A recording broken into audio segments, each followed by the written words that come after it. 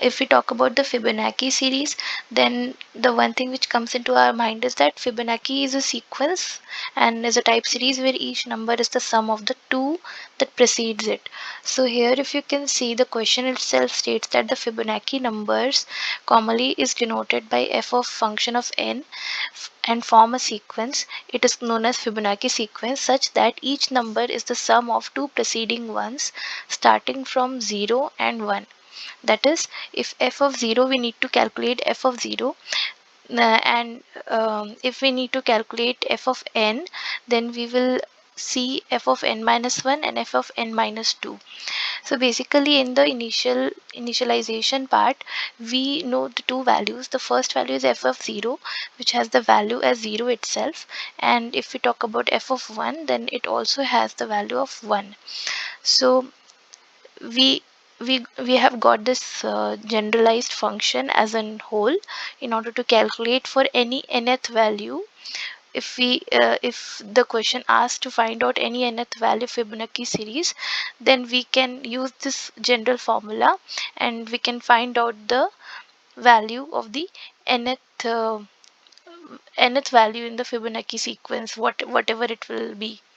So here also this is an easy question. So here also it is given that the user is going to give us the n and we need to calculate the f of n. Okay, so we'll look into the examples which are given. So some of the examples which are there is, first of all, if user is entering n equals to 2, then it should return 1. So how are we going to get this value 1? So for getting this value 1, we need to form a function which is f of n, where n is replaced with 2, and that is equals to f of n minus 1. That will be function of n minus 1 here is equals to 2 minus 1, so which is equals to 1. And if we say n minus 2, then it is equals to 2 minus 2, which is equals to 0.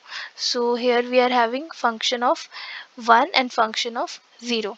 So we already know that these two values are initially fixed, so we can directly return the value. For function of 0 we are having 0, and for function of 1 we are having 1.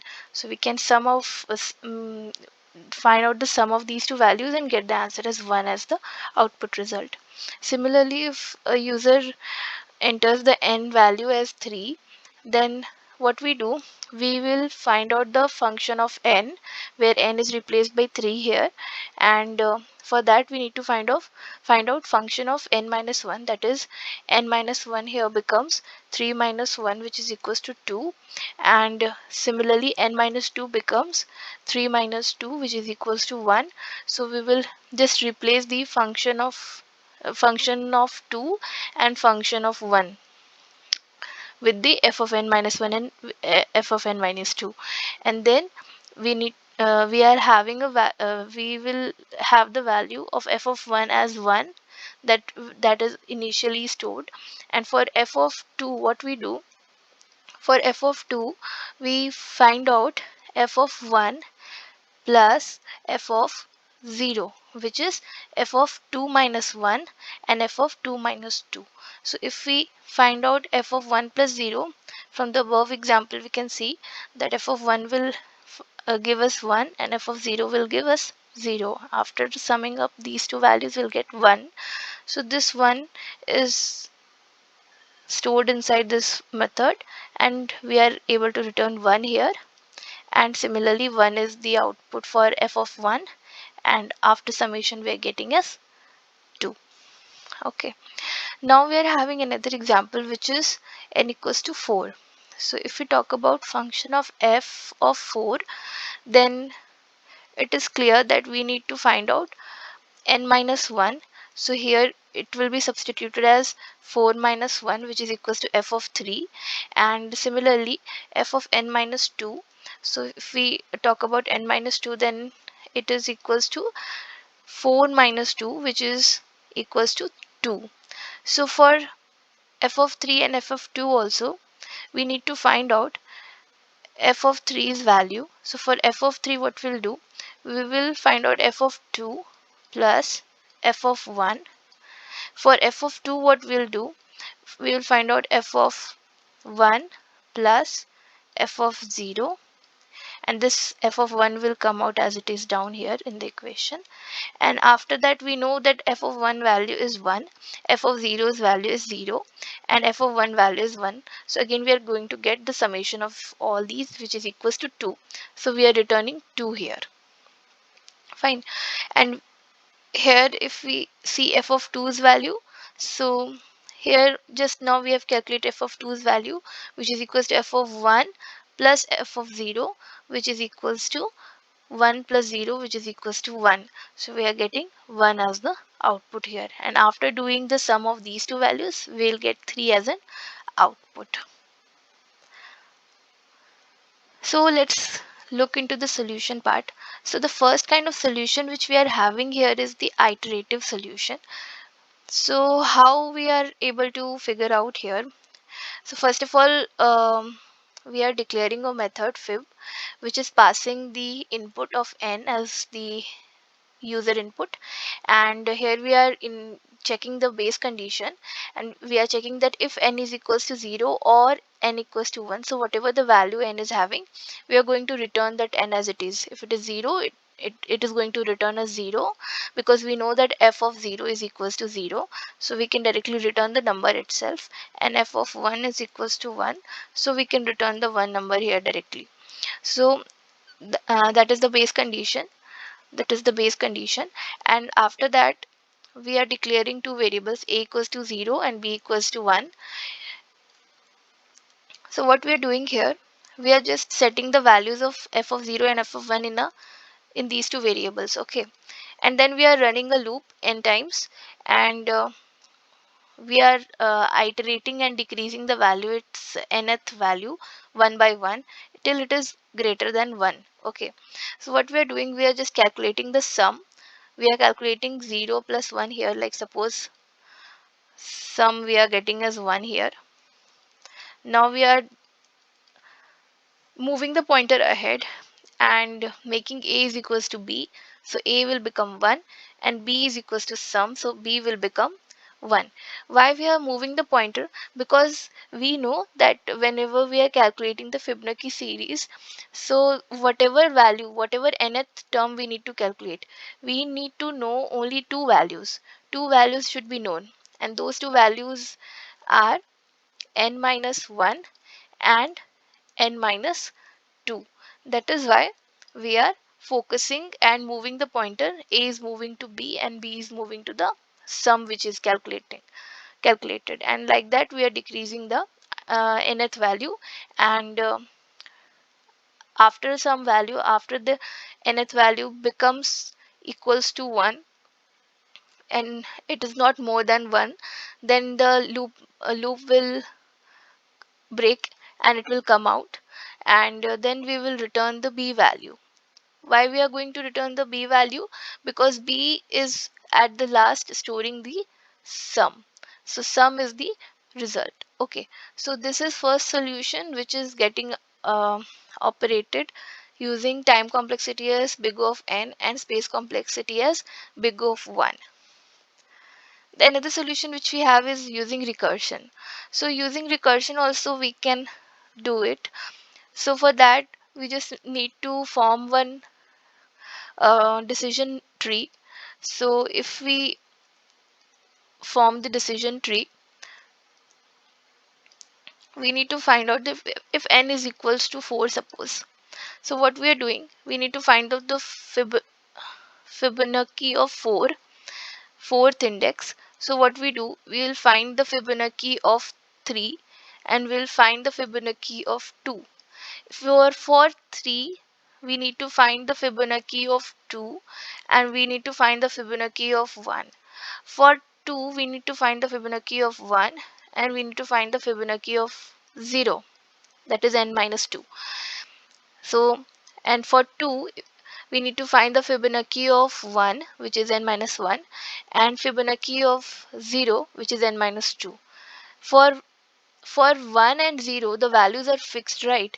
So for Fibonacci of 1 we are having the value as 1, and for Fibonacci of 0 we are having the value as 0.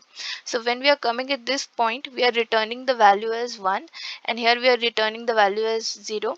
After that, what we are doing, we are just summing up these two values 1 and 0, so it will become 1 here and will return 1 here. Similarly, here it is going to return 1. So after this, we are going to sum up these two values and will return 2 here. Similarly, this 1 is going to return 1. This 0 is going to return 0. We will sum up these two values. This will return as 1. After this, we are going to sum up these two values 2 and 1. So it is going to return as 3. So 3 is going to be the output. Okay, so this is the decision tree which is running behind this recursive logic. So what we are doing, we are placing one if condition n is more less than equals to 1, and we are placing these two this is the base condition. So for this base condition, we are just checking the n value. If it is less than equals to 1, then we'll check that. If it is equals to 0, we'll return 0. If it is equals to 1, we are going to return 1. Otherwise, we are going to call this method, Fibonacci method, recursively by changing the n's value, which is n minus 1 and n minus 2, and we are going to add these two values. So this was the recursive solution. So let's talk about the DP solution. So when we talk about the DP solution, we need to create one array, right? So why we are going to create the array?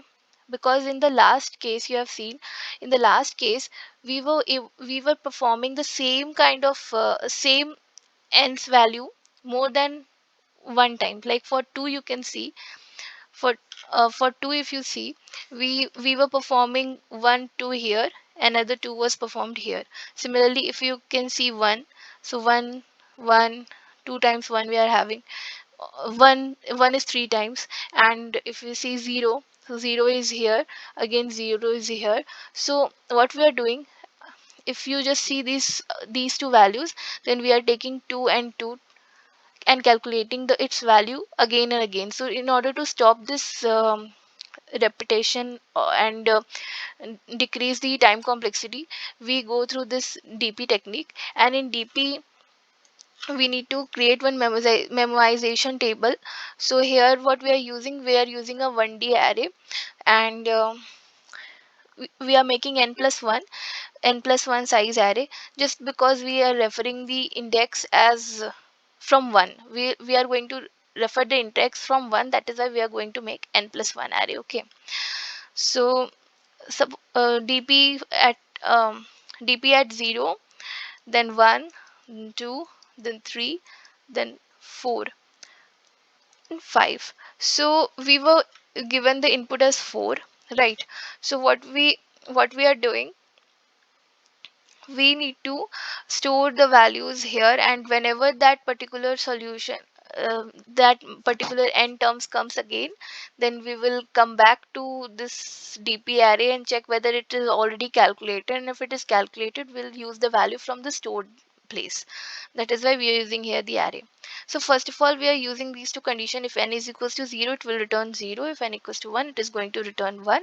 And here we are creating the DP array, and we are storing the DP at 0 and DP at 1 as 0 and 1. Okay, now what we are doing, from index 2 onwards, we are running a loop. We are running a for loop till the DP's length, and we are checking on for DP at 2. For DP at 2, what we need to do, we need to see DP at 1 and DP at 0, and we are going to add these two values, so this will become 1. Similarly, we for these for the value of DP at when I will become 3, for that what we will do, we will check, sorry, for that what we'll do, for DP at 3, we will check at I minus 1 and I minus 2. So for this, we are going to get as value as 2. Similarly, if we get the index I as 4, for 4 what we will do, we will check the value from these two, 1 and I minus 1 and I minus 2. So this will become 3.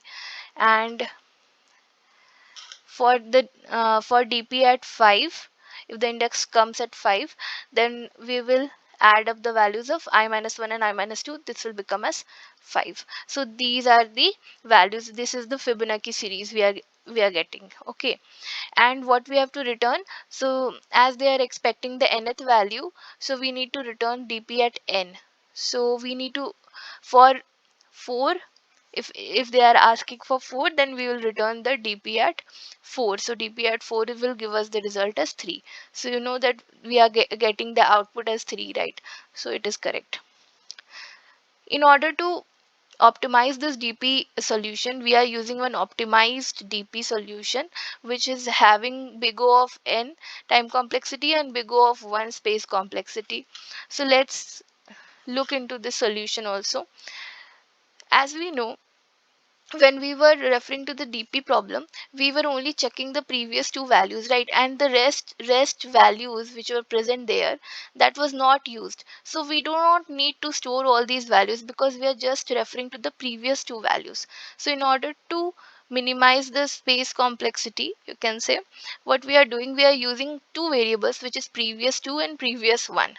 So previous two is going to contain the first value and previous one is going to contain the second value. So you can imagine if we were having the DP, so the 0th index and 1 index were having 0 and 1 as the value.